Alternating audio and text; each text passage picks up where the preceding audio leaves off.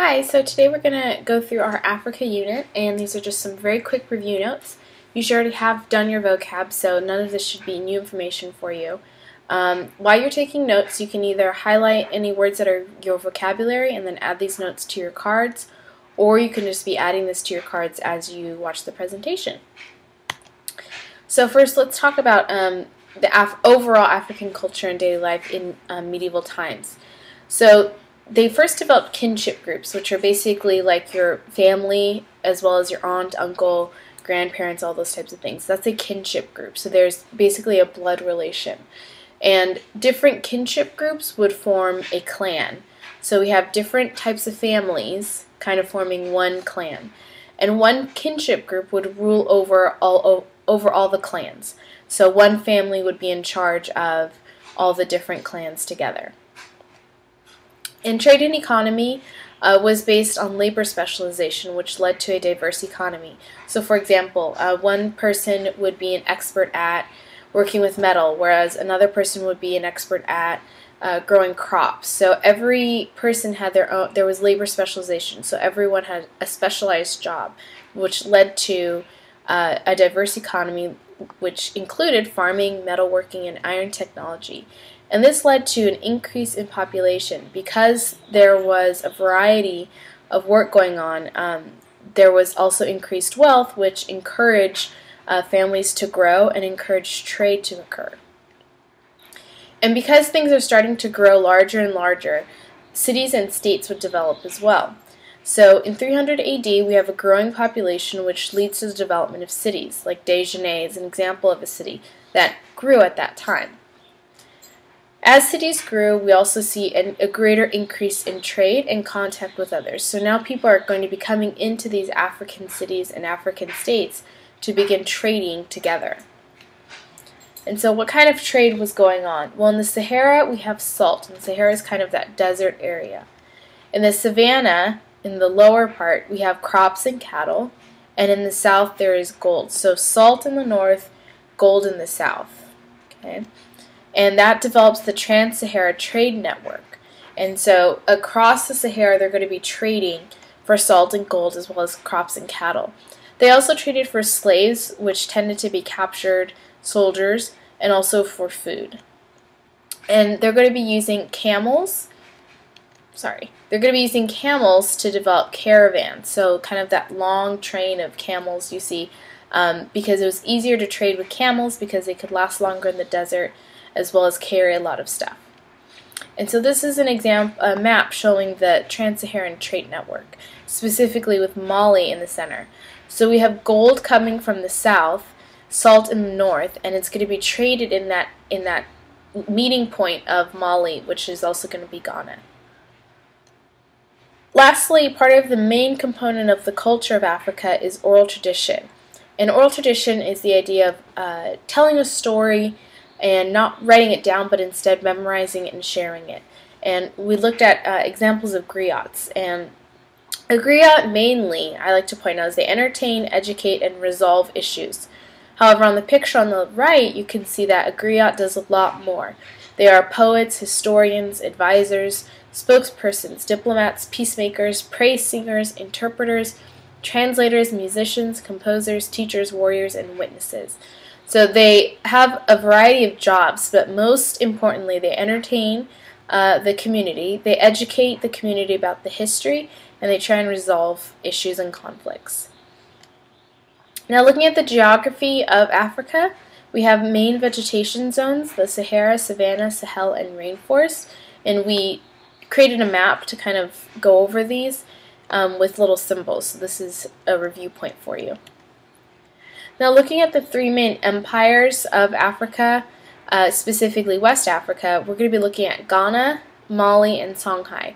And you can write down the dates of these if you would like to on the note cards for them. But it begins in 700 with the rise of Islam, and then we're going to see the Kingdom of Ghana develop between 700 and 1100 AD. And then Mali is also going to develop. As Ghana collapses, Mali is going to kind of come into power between 800 and 1500. And then we have lastly the Kingdom of Songhai, which is 1300 to 1600. Now that 13 to 1600, that's when the Renaissance was occurring. Previous to that, that's when we have, medieval, Dark Ages, all that stuff. So kind of think about, when we go through these empires, what was going on in Europe at the time, as well as what's going on around the world. So the Empire of Ghana, which is going to be the first main empire. Ghana is located in West Africa, and it's going to be that connection point for the salt and gold trading. In Ghana, the word Ghana means king, and it's the center for salt and gold trade. And what they did, which was really smart, is they kept their gold supply secret.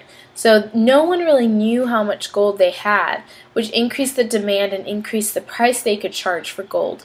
So they never really shared how much they had or where it was stored. So people coming from the Middle East and coming from Asia and coming eventually from Europe, who were coming to get this gold, they weren't telling them how much gold they had.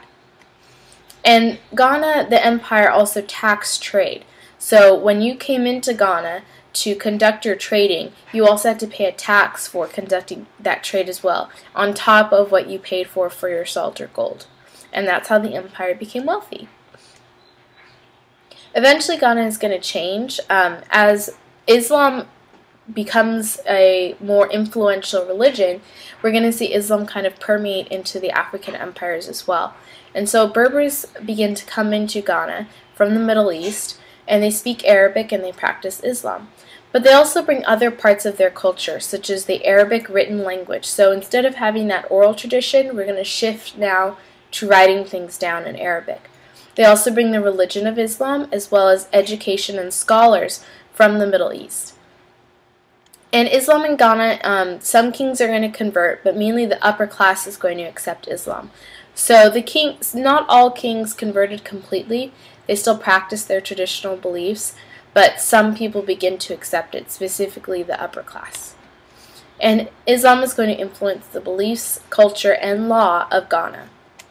However, this is going to somewhat lead to their collapse. So the Almoravids, they're a different type of group of Muslims, but they want all Muslims everywhere, no matter what, to follow their version of Islam. And they eventually attacked Ghana, not only looking to convert people, but also trying to get their gold and get their wealth. And that eventually led to a weakened trade network. And trade is what was the central point of Ghana and their wealth. So by weakening the trade network, they eventually would collapse. So now we're going to get into the Empire of Mali. And Mali was formed in 1240 by Sundiata, who is a former leader of Mali, or the first leader of Mali, sorry. And he captures the capital of Ghana and builds an empire from that. And he reestablished that gold and salt trade, which is what was the cornerstone of the Ghana Empire, but was collapsed because of the Almoravids. And he balanced Islam with traditional beliefs. So instead of completely accepting Islam, he also incorporated some traditional practices of African culture into Islam. And River, which was the center of trade, culture, and Islamic learning. And you're going to see a video next that kind of goes over Timbuktu and what it is. I've traveled 350 miles from the gold fields of Narina to the central Niger Valley to pick up the trade routes north to Timbuktu. Welcome to Mopti, the main port along the Niger River. This waterway is the superhighway through West Africa. For centuries, boats have been leaving Mopti and its neighbor Djenné to carry goods north. Everything from textiles to food to spices, but more importantly, gold. I'm going to follow the path of the gold all the way to Timbuktu. Sheen Welligam is a local merchant and river guide. That trip will take 3 days to Timbuktu. Sounds like a fun journey. So is this our boat? He's agreed to join me for my trip. All right. I'm looking forward to finally reaching the end of the earth. But I also want to find out how the Niger River helped gold from hundreds of miles away turn Timbuktu into a legend. How important was this river to the Malian Empire? This river was very important for trading. So then, these boats in this river make life better for the people of Mali? Yes, that's why we call this river River of Life. This is the River of Life? Yes. The Niger River has always been the main artery of West Africa. Today, its 2,600 miles flow through 5 countries. In the days of Kanka Musa, it linked all the regions of his vast empire. So the furthest north you can go on the river is Timbuktu, right? Yes, Timbuktu is where the canoe made the camels. And all the things come from the Arab country, Egypt, Tunisia, Morocco was coming through in Timbuktu. So that's where the camel meets the canoe. Yes. So all the goods that arrive by boat are then transported overland by camel. Yes, the trading from the north and the south all was coming in Timbuktu.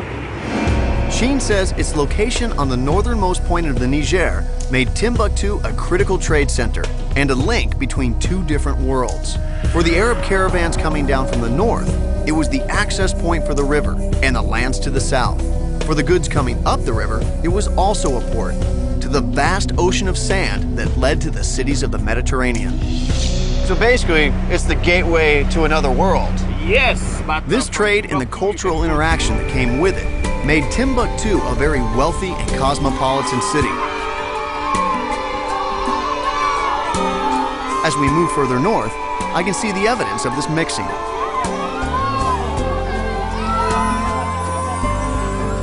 That is a beautiful building. Is that the mosque for the village? yes, that is very nice mosque for all the villages.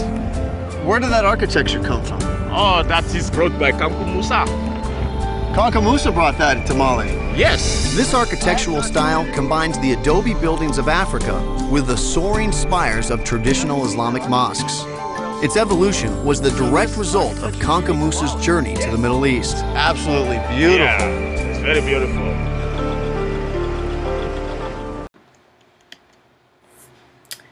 Okay, so after looking at the video of Timbuktu, you're going to see how Mali is going to grow. And in 1307, Mansa Musa is going to come into power. And he believes in religious freedom. So he allows Islamic people to practice their faith as well as traditional practices as well. So there's no forced conversion into any faith. However, he does believe in Islam, and he takes a pilgrimage to Mecca. Mecca is the kind of how Jerusalem is important to us, Mecca is important to people who believe in Islam. And so in 1325, he takes a pilgrimage to Mecca, and he brings thousands of camels, gold, all sorts of fancy stuff. So basically, he blings everything out and he shows up to Mecca. Well, this word spreads that, wow, there's this very rich king in Mali, and they have tons of gold, tons of jewels, and all this stuff. And so eventually that's going to lead to an expanded gold trade to Europe. Europe kind of basically hears about this guy and his trip to Mecca, and they hear about that there's a lot of gold, so they begin trading there as well. And eventually Timbuktu is going to be an international center of scholarship, art, and architecture. So not just a center for Africans, but a center for around the world, a place to go to study scholarship, art, and architecture. However, Mali is going to decline. After the death of Mansa Musa, there was a lot of conflict over who would be in charge, and then lastly Timbuktu is going to be raided and taken over. And eventually Songhai is going to be founded on the remains of Mali. Thank you, and good luck on your test.